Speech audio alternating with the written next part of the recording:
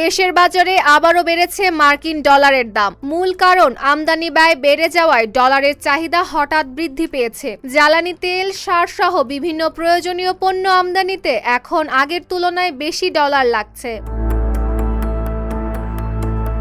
অন্যদিকে রপ্তানি থেকে যে পরিমাণ ডলার দেশে আসছে, আমদানির জন্য তার চেয়ে বেশি ডলার বিদেশে চলে যাচ্ছে। এতে বৈদেশিক মুদ্রার বাজারে চাপ তৈরি হয়েছে এবং ডলারের দাম ঊর্ধ্বমুখী হয়েছে।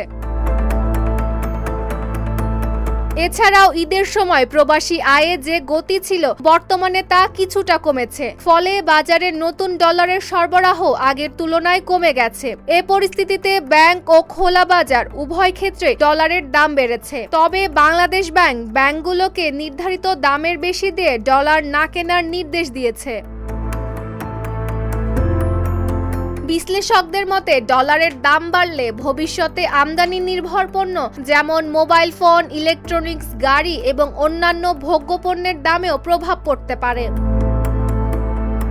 Desk report, Dhaka post.